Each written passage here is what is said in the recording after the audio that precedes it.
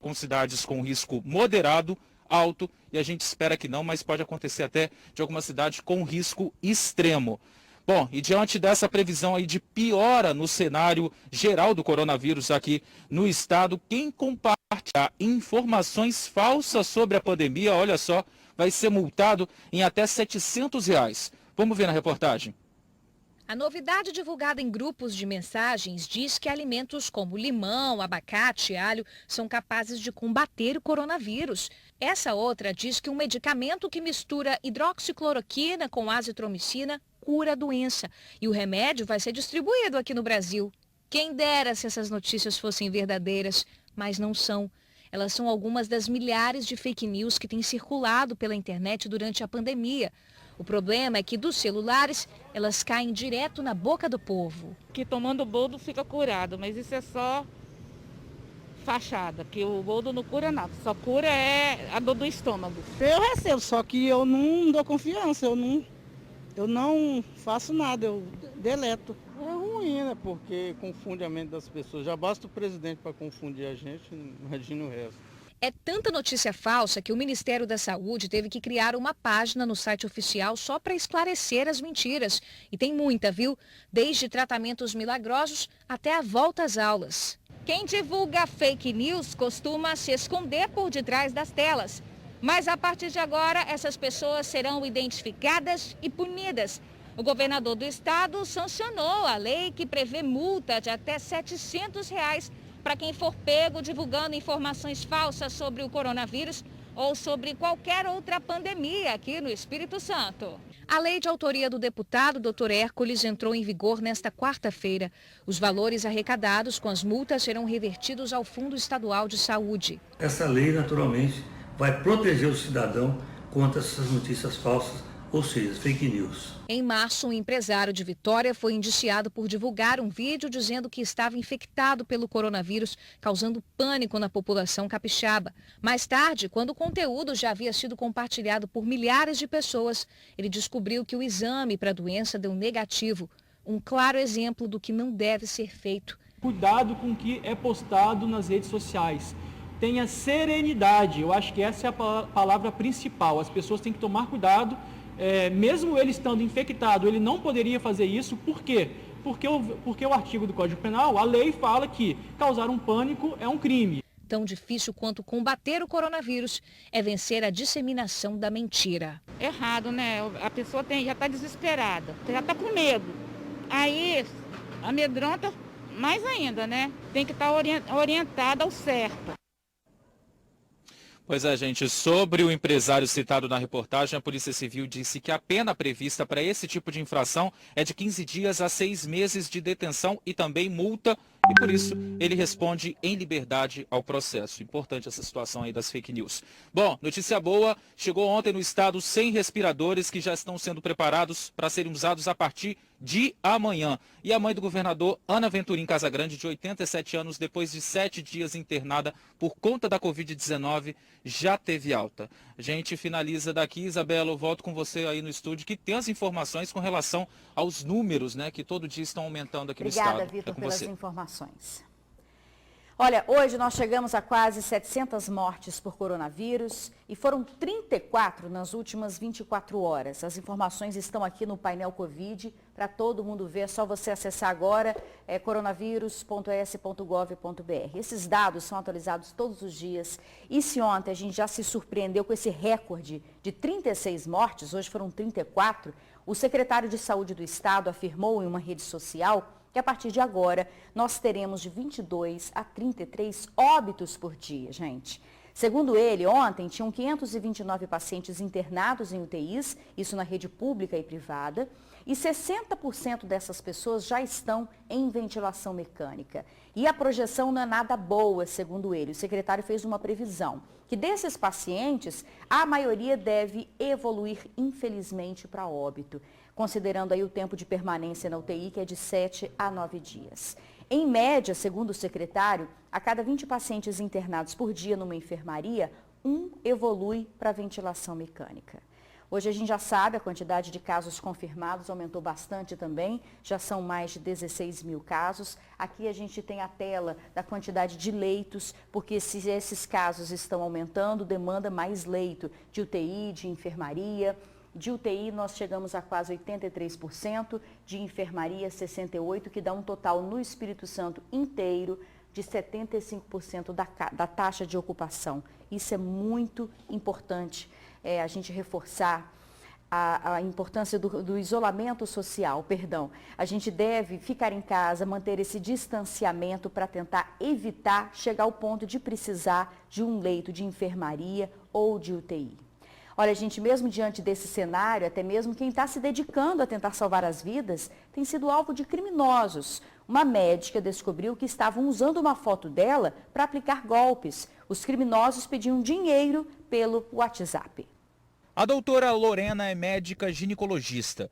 Em meio à pandemia, ela faz parte do grupo de profissionais essenciais. Mas enquanto trabalha, ainda precisa se preocupar com pessoas que estão se passando por ela nas redes sociais, tentando aplicar golpes. Tudo começou quando uma pessoa usou a foto da doutora e o nome de uma designer de sobrancelha, a Cibele. Isso aconteceu em maio. Eu recebi uma denúncia pelo Instagram, as pessoas me reconheceram, porque uma outra pessoa também passou por essa situação, né?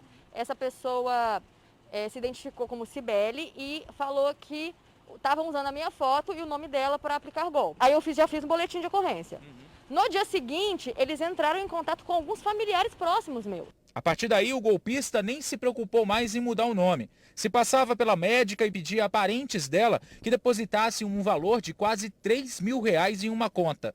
Por sorte, ninguém caiu no golpe. Eles me ligaram na hora e falaram assim: Lorena, você trocou de telefone, aconteceu alguma coisa? Aí a gente tomou consciência, eu falei, printa, que eu vou acrescentar no boletim de ocorrência. Os golpistas estão aproveitando esse momento de vulnerabilidade dos familiares de médicos e também de pacientes para poder aplicar esse tipo de golpe.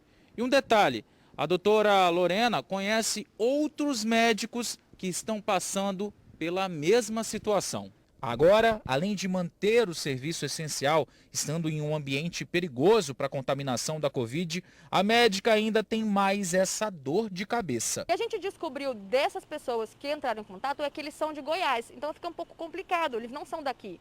Mas o telefone que eles usam tem o DDD daqui, está nas mãos da polícia investigar para saber o que está acontecendo e se é possível pegar essas pessoas. Brincadeira até isso, né? Olha, gente, a polícia já investiga o caso. No próximo bloco, você vai ver, mesmo diante de casos crescentes, comerciantes da Serra protestam e pedem a abertura das lojas todos os dias. Agora, imagens ao vivo para você do trânsito ali na reta do aeroporto. A gente já volta.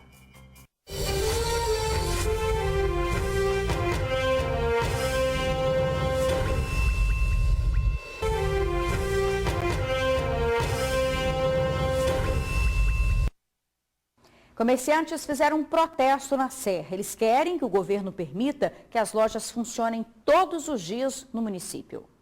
O trabalhador sai de casa todos os dias para vir. A reivindicação dos comerciantes da Serra é pela abertura diária do comércio. Eles realizaram uma passeata com faixas e cartazes na Avenida Central de Laranjeiras durante a manhã desta quarta-feira e querem autorização para abrir com as mesmas regras de funcionamento dos shoppings. Nós, lojistas da Serra, nós estamos reivindicando que o comércio seja aberto todos os dias, que a gente possa realmente funcionar todos os dias. Lembrando que o comércio de rua já está podendo funcionar em dias alternados há cerca de um mês, enquanto os shoppings permaneceram fechados e só reabriram na última segunda-feira. Por causa da crise provocada pela pandemia, alguns comerciantes precisaram demitir. Se a gente não tem um movimento e como a gente só pode funcionar um dia sim, um dia não, consequentemente a receita, a venda baixa. E aí, abaixando, a gente tem que demitir. E eu já tive que demitir. Na avaliação do governo, a abertura diária do comércio nas ruas causaria maior contaminação da população. Para poder abrir mais possibilidades do comércio, a população precisa ser mais solidária e fazer mais o isolamento social. Outra reclamação dos comerciantes é sobre a forte fiscalização e as penalidades que estão sendo aplicadas em forma de multas. Realmente a fiscalização tem vindo todos os dias. todos os dias, mesmo você trabalhando com portas fechadas, eles estão entrando, estão multando e estão notificando também. Meu estabelecimento foi multado e a gente ficou bem indignado, porque a gente estava trabalhando.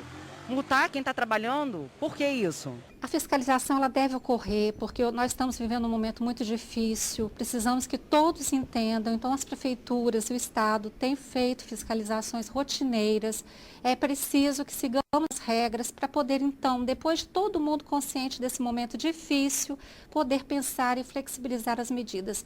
Mas as medidas estão postas, elas precisam ser seguidas e se não seguidas, realmente temos as multas. O Estado também não descarta a possibilidade de decretar lockdown e uma maior flexibilização das atividades econômicas só vai acontecer se a curva de contaminação tiver uma queda acentuada. Se a curva da doença começar a baixar, nós vamos então rever possibilidades, fazendo mais flexível os horários, os dias. Então vamos fazer o caminho juntos para que então possamos reavaliar. Lembrando que, segundo o painel do coronavírus, a Serra tem o maior número de casos de coronavírus no estado e já registrou quase 170 mortes. Devem ser concluídas ainda este mês as obras na praia de Camburi, em Vitória. A praia vai passar a ter 60 metros de largura num trecho de 1 quilômetro. A draga segue a todo vapor, 24 horas por dia, tirando areia do fundo do mar e jogando para a praia. O trabalho para conter o avanço da água na praia de Camburi começou no último dia 15 e chama a atenção de quem passa por aqui. A maior extensão da faixa de areia já é perceptível. O mar ele vai avançando sobre as estruturas físicas e vai danificar vias, calçadas, quiosques. E esse processo de engordamento é o mais adequado para conter esse tipo de erosão. A obra está 70% concluída e deve ficar pronta ainda neste mês. O trabalho também foi feito na praia da Curva da Jurema. Para o secretário de Meio Ambiente de Vitória, após a pandemia, as praias da capital serão importantes para a volta do turismo. Passou a pandemia, a gente vai incrementar o nosso turismo. A praia de Camburi é uma das mais visitadas no estado e principalmente em Vitória. E a gente vai precisar muito dessa economia do turismo para reerguer a cidade após esse período de pandemia. A última obra desse tipo realizada aqui na praia de Camburi foi há 20 anos. No final dos trabalhos serão 49 metros a mais de areia para o capixaba e o turista aproveitarem um dia de lazer. A praia de Camburi já em boa parte da sua extensão já tem quadras de esportes em todas as áreas. Agora, com o acréscimo de extensão nesse espaço, nós vamos poder ter quadra de esportes, de vôlei, futebol, em toda a extensão da praia. Só reforçando, não é para ir para a praia agora. Neste momento é muito importante manter o isolamento social para preservar vidas. A seguir, você vai ver aqui no TN2, artistas de circo querem inovar e continuar levando alegria, mesmo em tempos de pandemia. Agora, imagens do trânsito no centro de Vitória. A gente já volta. Tribuna Notícias, segunda edição. Oferecimento: Cimento Nassau, o capixaba forte.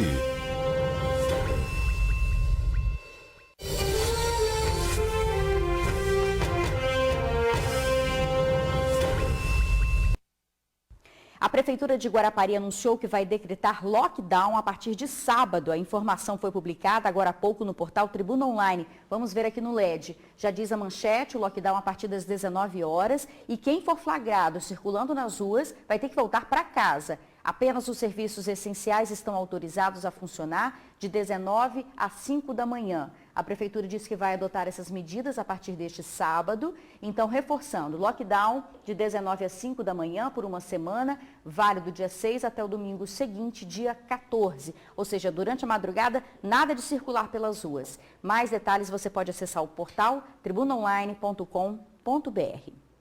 Todas as categorias hoje estão se adaptando à pandemia, né? E até os artistas de circo têm que inovar. Já imaginou, gente, um circo sem uma lona montada? Se a Prefeitura de Vila Velha permitir, o show vai acontecer. E o público ficará dentro do carro. Improviso sim, mas sem perder a alegria do circo. Ele que sempre exalou alegria, está triste, cabisbaixo, preocupado. É que o respeitável público não pode mais estar presente e às vezes é difícil separar o homem do palhaço. Olha, o palhaço, normalmente a gente quando entra no picadeiro, a gente esquece tudo que está acontecendo em volta, né?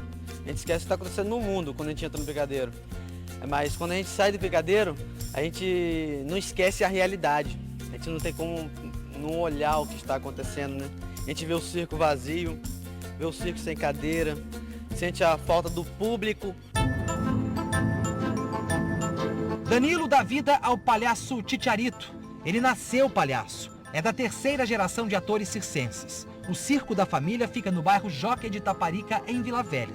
É a pior fase da carreira dele e do Circo Barcelona, que tem 35 anos de vida. Desde quando criança, jamais imaginava ver o circo parar, porque o circo nunca parou.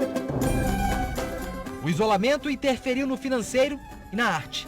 Não é fácil conviver com o vazio e o silêncio do picadeiro.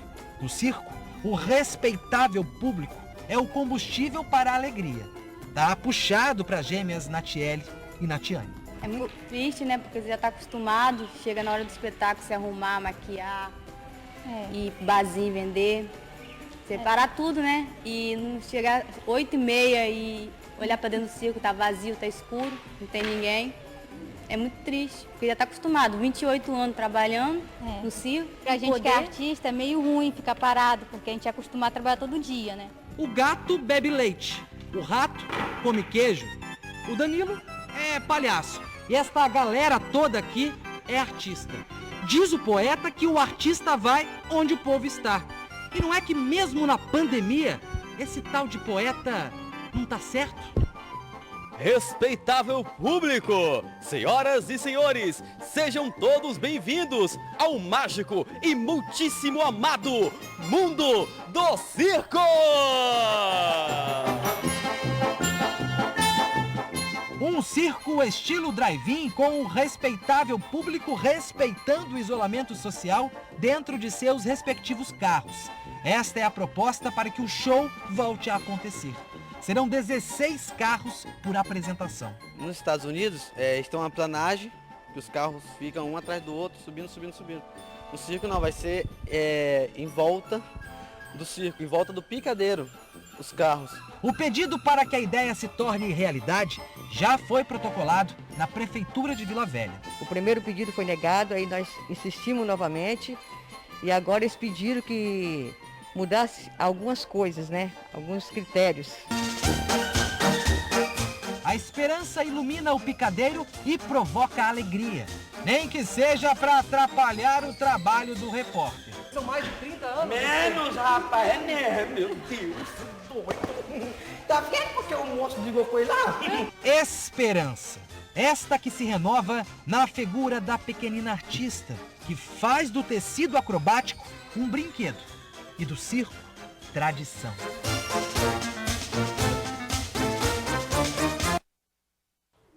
Boa noite para você e até amanhã.